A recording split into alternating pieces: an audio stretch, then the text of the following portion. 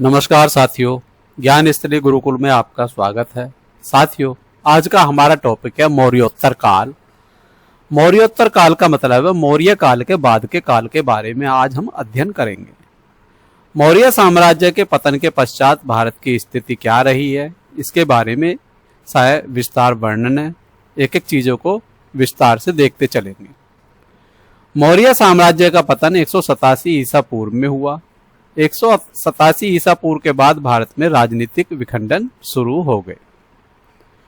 उत्तर भारत में ब्राह्मण शासक वंशों का उदय हुआ, जिसमें से था एक शुंग वंश। शुंग वंश की स्थापना पुष्यमित्र शुंग ने की। इसके बाद कण्व वंश और बाद में गुप्त पूर्ववर्ती राज्य हुए।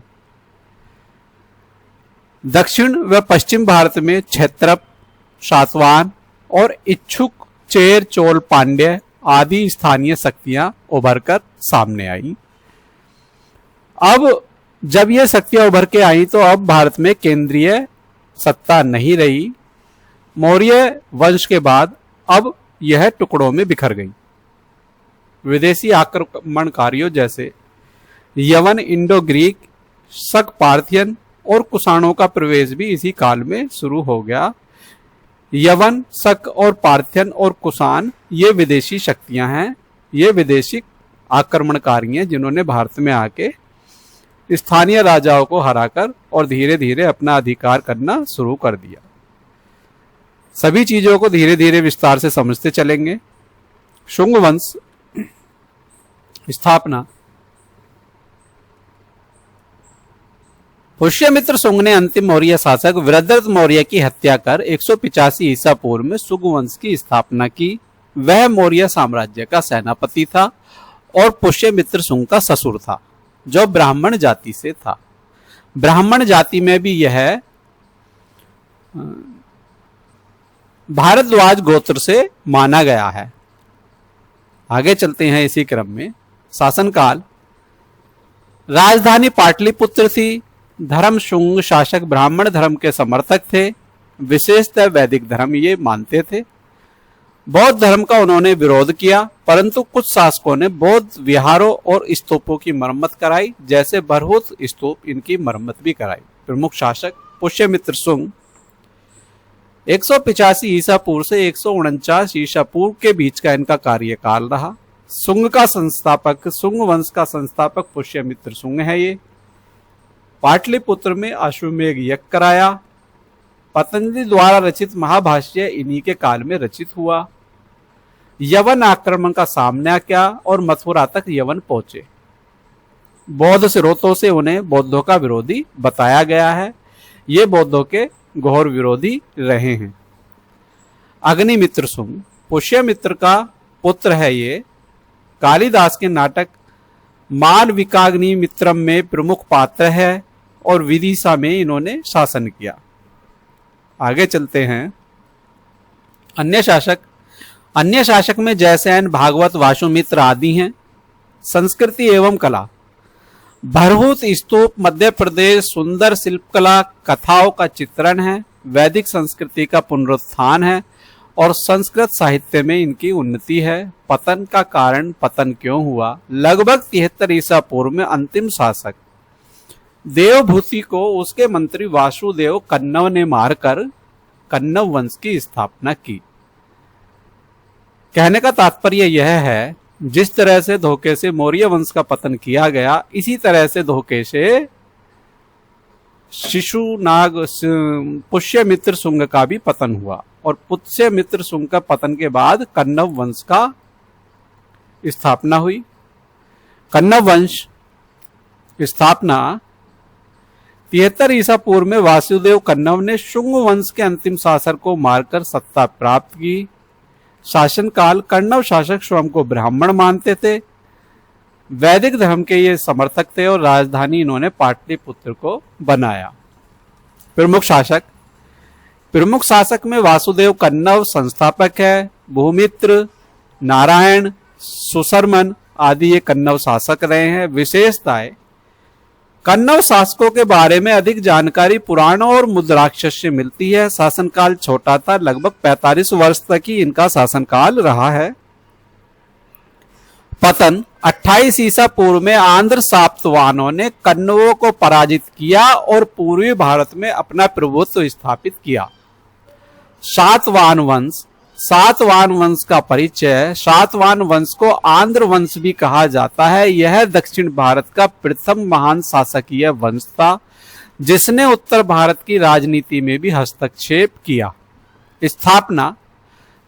स्थापना सिम्मुक के द्वारा 230 ईसा पूर्व में की गई। 230 ईसा पूर्व से 207 ईसा पूर्व तक इनका शासनकाल रहा है। सातवाहन वंश का उल्लेख पौराणिक ग्रंथों में आंध्रा जातीय के रूप में पाया जाता है। इसके प्रमुख शासकों में सतकर्णी प्रथम है। असल उत्थान इसी के समय में हुआ है। इसका अश्वमेध यज्ञ कराया इन्होंने भी। गौतमी पुत्र सतकर्णी 106 से 130 ईसा पूर्व तक के बीच का इनका समय है। सातवाहन वंश साम्राज्य का सबसे शक्तिशाली शासक है। ये नासिक प्रशस्ति उनकी मां गौतमी बालश्री द्वारा विस्तृत जानकारी मिलती है। शक क्षत्रप नहपान को इन्होंने पराजित किया।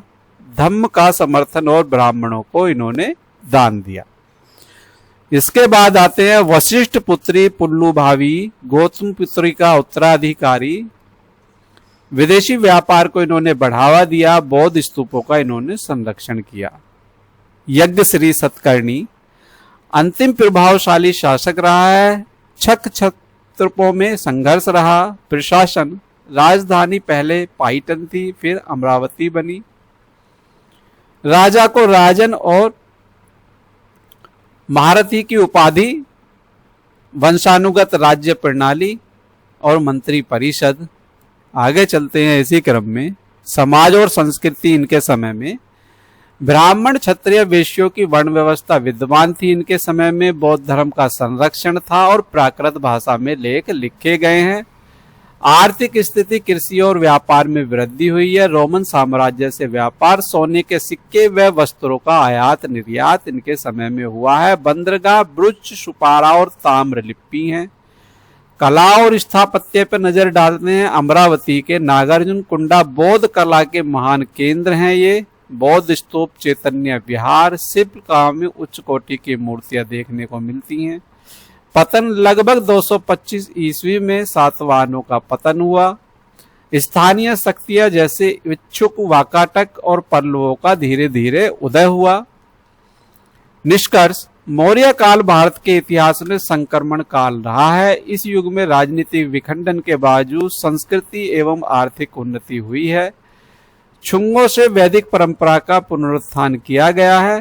कण्वों ने उसे अल्पकालीन रूप से आगे बढ़ाया। सातवाहनों ने दक्षिण भारत को संगठित किया और विदेशी आक्रमणकारियों से संघर्ष किया है। इस काल में बौद्ध और ब्राह्मण धर्म दोनों का विकास हुआ है। मौर्य साम्राज्य की केंद्रीय सत्ता समाप्त हुई है, लेकिन सांस्कृतिक विविधता और शक्ति संतुलन की नींव रखी गई है।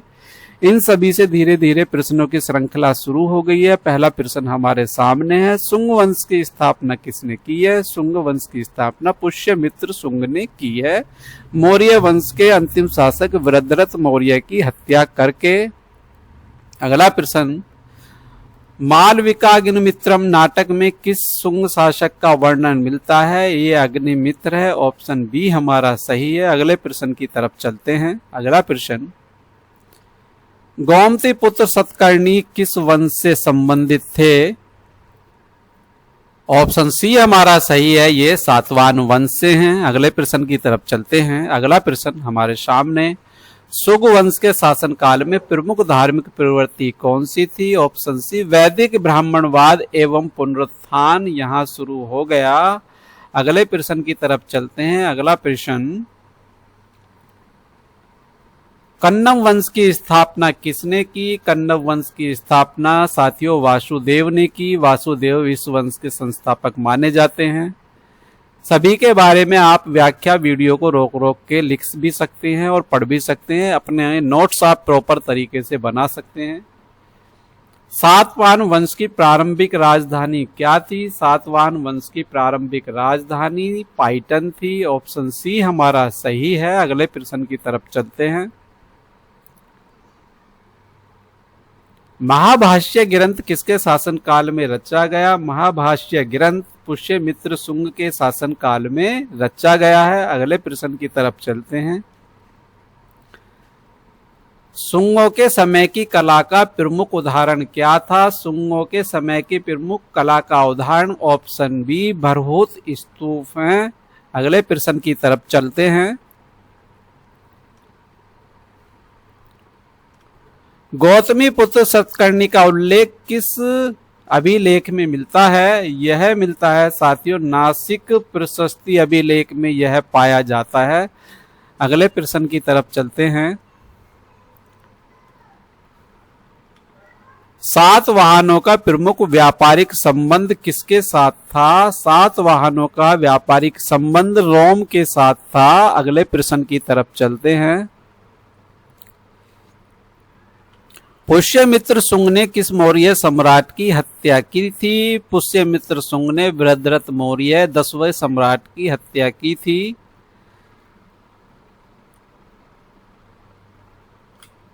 सातवाहन वंश का कौन सा शासक क्षत्रप नहपान को पराजित करने के लिए प्रसिद्ध है? ये है आपका ऑप्शन सी गौतमीपुत्र सतकर्णी। अगला प्रश्न। नहपान किस वंश का शासक था जिसे सातवाहनों का संघर्ष हुआ? यह छक सप्तर्प था, यानी कि ऑप्शन ए हमारा सही है। अगला प्रश्न। शुंगों के काल में प्रयुक्त प्रमुख भाषा कौन सी थी? संस्कृत शुंगों के काल में प्रमुख भाषा थी। शुंगकालीन मूर्ति कला के उत्कृष्ट उदाहरण किस स्थान से प्राप्त हुए हैं? ये हमारे भरहुत से प्राप्त हुए हैं। ऑप्शन बी हमारा सही है। सातवाहनों की राजकीय भाषा क्या थी? सातवाहनों की राजकीय भाषा प्राकृत थी। ऑप्शन डी हमारा सही है। सातवाहनों की मुद्राओं पर किस देवता की आकृति सबसे अधिक मिलती है? ये मिलती है कार्तिकेय की। ऑप्शन डी हमारा सही है।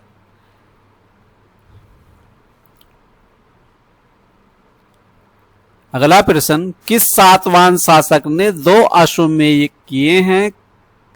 ये किए हैं सतकर्णी प्रथम ने। ऑप्शन सी हमारा सही है। अगला प्रश्न। सातवाहन वंश के संस्थापक कौन हैं? सातवाहन वंश के संस्थापक ऑप्शन बी सिम्मुक हैं। सिम्मुक को माना जाता है। कण्व वंश का अंतिम शासक कौन था? कण्व वंश का अंतिम शासक सुशर्मन था। सातवाहनों के शासन काल में भारत के किस क्षेत्र में सबसे अधिक सांस्कृतिक गतिविधियां देखी गई हैं? ऑप्शन बी यह दक्कन में देखी गई हैं। अगले प्रश्न की तरफ चलते हैं। साथ ही यदि ये वीडियो आपको अच्छा लग रहा है तो वीडियो को लाइक भी करते रहिए। आगे चलते हैं अगले प्रश्न की तरफ। पाटलिपुत्र शुंग एवं कण्व दोनों वंश की राजधानी थी। यह वर्तमान में कहाँ स्थित है? यह वर्तमान में बिहार में स्थित है। ऑप्शन बी हमारा सही है। अगला प्रश्न। सातवाहन शासकों ने किस लिपि का उपयोग किया? सातवाहन शासकों ने ब्राह्मी लिपि का उपयोग किया है। अमरावती किस काल में एक प्रमुख कला केंद्र था? अमरावती सातवाहन वंश में एक प्रमुख कला केंद्र था। ये ऑप्शन बी हमारा सही है।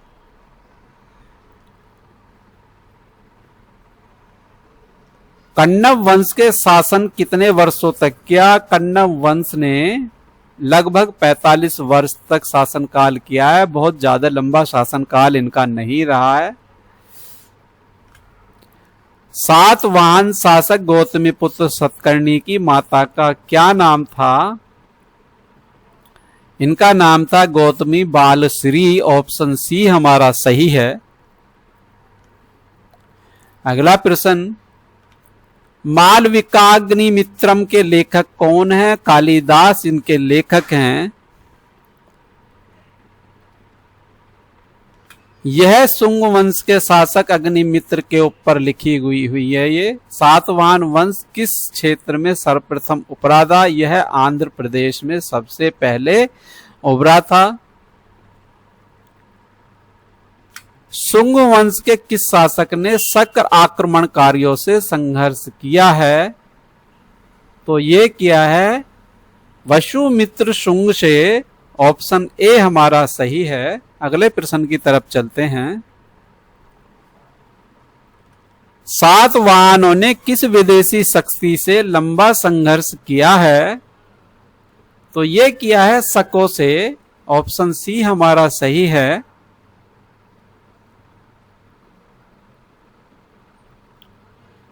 सातवाहन शासकों को किस उपाधि से पुकारा जाता है? सातवाहन शासकों को महारथी उपाधि से पुकारा जाता है। ऑप्शन डी हमारा सही है।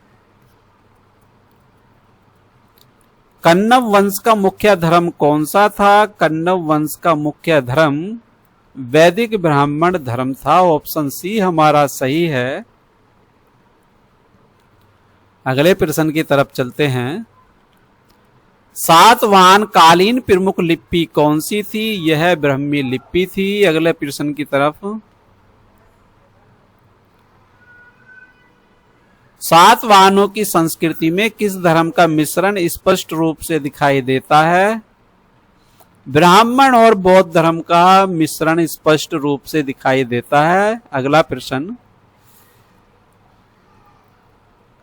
अमरावती किस काल की प्रमुख शैली है? अमरावती सातवाहन वंश की प्रमुख शैली है। अगला प्रश्न। किस वंश का अंत सातवाहनों के उदय से हुआ? कण्व वंश का अंत सातवाहनों के उदय से माना जाता है।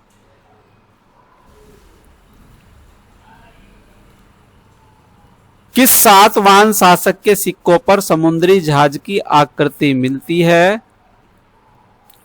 ऑप्शन सी यज्ञ श्री सतकर्णी के सिक्कों पर मिलती है। सातवाहन वंश का अंत किसने किया? सातवाहन वंश का अंत इच्छुक ने किया। ऑप्शन सी हमारा सही है।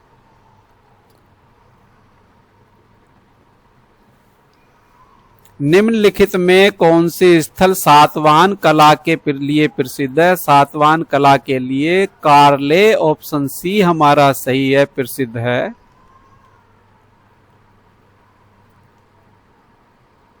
शुंग वंश के अंतिम शासक कौन थे? शुंग वंश के अंतिम शासक देवभूति थे। ऑप्शन बी हमारा सही है।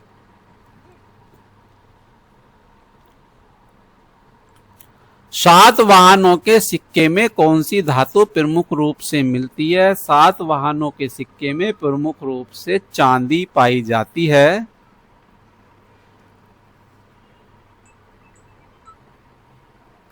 सातवाहन शासक यज्ञ श्री सतकर्णी किसके समकालीन थे? ये कनिष्क के समकालीन थे। अगला प्रश्न। सातवाहनों ने किन लिपियों का प्रयोग किया? सातवाहनों ने ब्राह्मी एवं खरोष्टी लिपि का प्रयोग किया है। अगला प्रश्न। किस वंश ने सप्तमी और नवमी का पहली बार उल्लेख किया है? सातवाहनों ने पहली बार इसका उल्लेख किया है। सातवाहन वंश का संबंध किस वर्ण से माना जाता है? सातवाहन वंश का संबंध ब्राह्मण वर्ण से माना जाता है।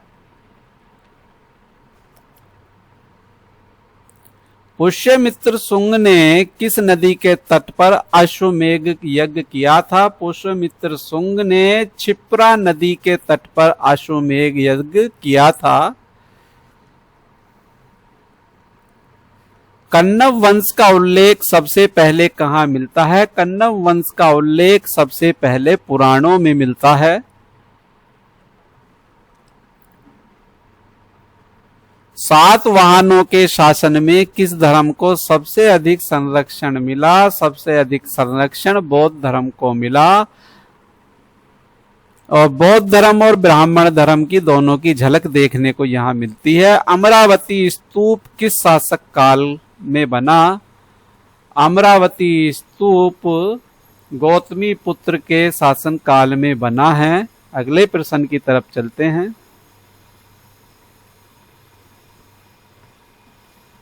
सातवाहनों का काल मुख्यतः किस शताब्दी से है? यह सातवाहनों का काल मुख्यतः ऑप्शन ए फर्स्ट BCE से लेके थर्ड CE तक था।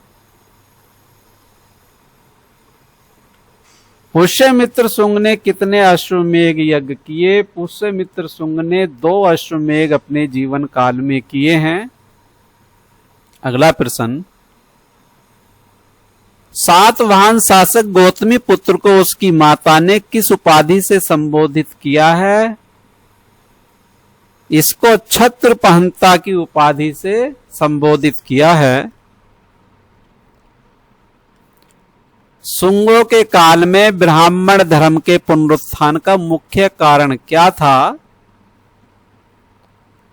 अशोक की नीतियों की प्रक्रिया के प्रति प्रक्रिया यानी कि अशोक की नीतियों का विरोध करना था। सातवाहनों की मुद्रा प्रणाली में कौन सी धातु सबसे कम प्रयोग हुई है? सबसे कम सोना प्रयोग किया गया है। ऑप्शन डी हमारा सही है। शुंग वंश का पतन किसके द्वारा हुआ है? शुंग वंश का पतन वासुदेव कण्व के द्वारा हुआ है। अगला प्रश्न, सातवाहन शासक सिम्मुख का शासनकाल किसके समकालीन माना जाता है? यह माना जाता है अशोक के समकालीन माना जाता है। अगला प्रश्न, शुंगकालीन कला का प्रमुख केंद्र कौन सा था? भरहुत था ये। अगला प्रश्न, सातवाहनों के समय दक्षिण भारत में कौन से बंदरगाह प्रमुख थे?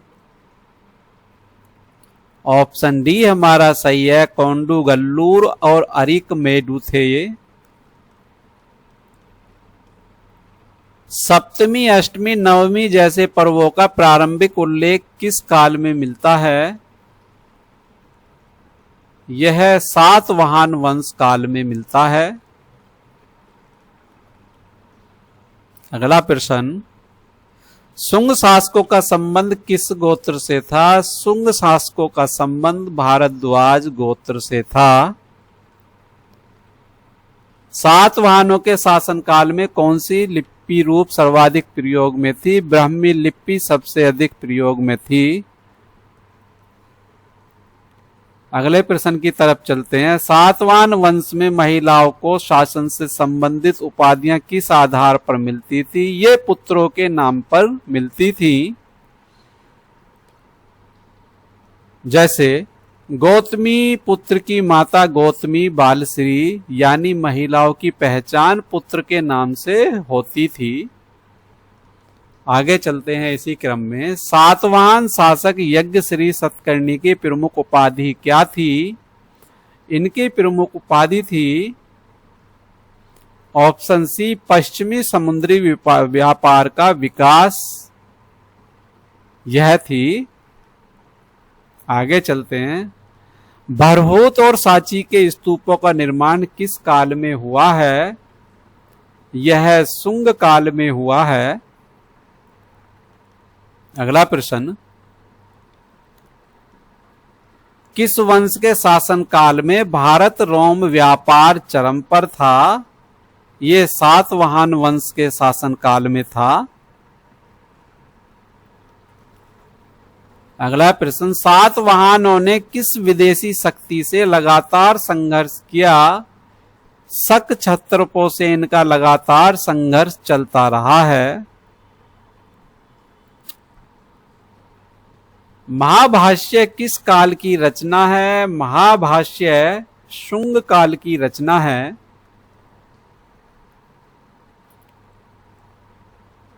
सप्तमी को कौन से धर्म से जोड़ा गया है? सप्तमी को वैदिक धर्म से जोड़ा गया है।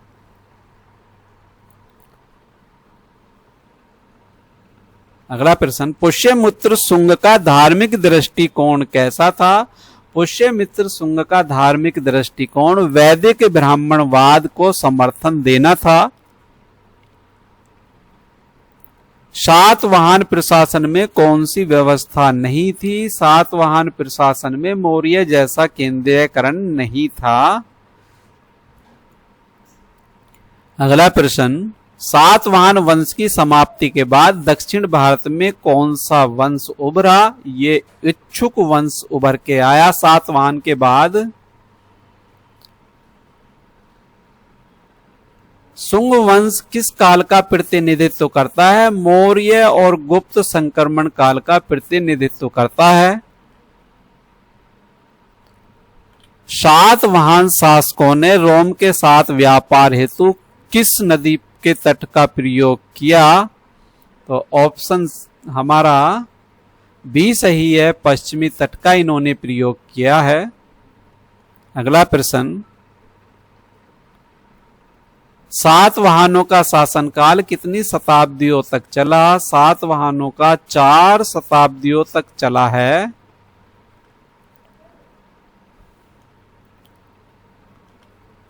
शुंग वंश के किस शासक के समय यवन आक्रमण हुए?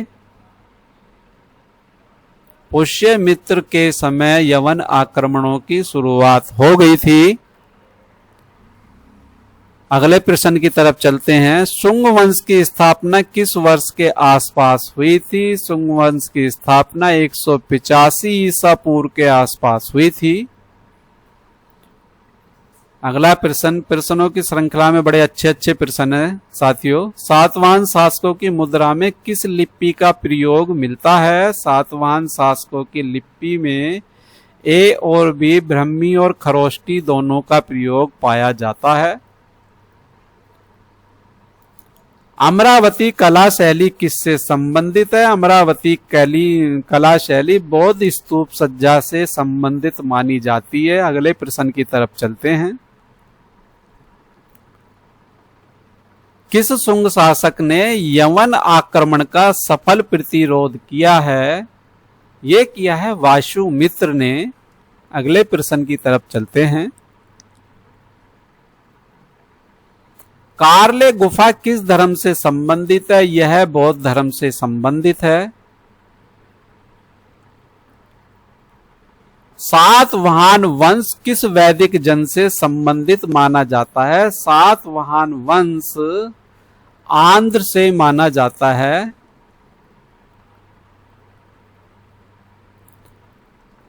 गौतमी बाल श्री प्रशस्ति किस स्थल से प्राप्त हुई है? यह प्राप्त हुई है नासिक से। ऑप्शन बी हमारा सही है। अगला प्रश्न, सातवाहन शब्द का अर्थ क्या है? सातवाहन शब्द का अर्थ है सातवाहनों का स्वामी। ऑप्शन ए हमारा सही है। अगला प्रश्न, सातवाहन शासक के दौरान किस क्षेत्र में रोमन व्यापार प्रमुख था? ऑप्शन बी हमारा सही है, यह महाराष्ट्र में प्रसिद्ध था ये। अगले प्रश्न की तरफ चलते हैं। सातवाहनों के शासन में किस वर्ग की महिलाओं को अधिक सम्मान प्राप्त हुए? ये हुए राजमाताएं। ऑप्शन सी हमारा सही है। अगला प्रश्न, सातवाहनों के अभिलेखों में राजा के लिए कौन सी उपाधि प्रयुक्त होती है? ये महारथी उपाधि इनके समय में प्रयुक्त होती है। सातवाहन शासकों का प्रमुख धार्मिक दृष्टिकोण क्या था? इनका प्रमुख धार्मिक दृष्टिकोण वैदिक धर्म था। ऑप्शन सी हमारा सही है।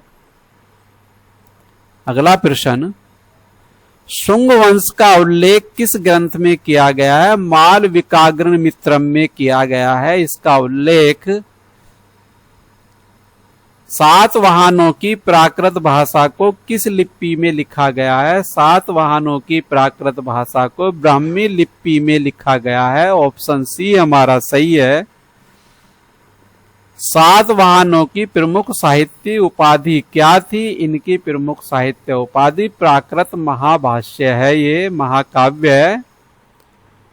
अगले प्रश्न की तरफ चलते हैं। अगला प्रश्न, शुंग वंश किस प्रकार के शासन का उदाहरण है? यह ब्राह्मण शासकों का उदाहरण है। कण्व वंश ने कितने वर्षों तक शासन किया? कण्व वंश ने लगभग 48 वर्ष यानी कि 45। ये ऑप्शन बी हमारा सही है। अगले प्रश्न की तरफ चलते हैं। सातवाहनों की राजधानी कहाँ थी? सातवाहनों की राजधानी प्रतिष्ठान पैटर्न थी। अगले प्रश्न की तरफ आते हैं। सातवाहनों के समय किस विदेशी शक्ति से व्यापार होता था? ये रोम से उस समय व्यापार सबसे ज्यादा होता था। अगला प्रश्न, शुंग शासकों ने किस भाषा को राजकीय संरक्षण दिया? तो उस समय सबसे ज्यादा संरक्षण संस्कृत भाषा को मिला। अगला प्रश्न, सातवाहन वंश की पहली महिला प्रशासक कौन मानी जाती है? सातवाहन वंश की पहली महिला प्रशासक गौतमी बालश्री को माना जाता है। ऑप्शन बी हमारा सही है। अगला प्रश्न, सातवाहन वंश किस लघु साम्राज्य से उभरकर प्रमुख शक्ति बना?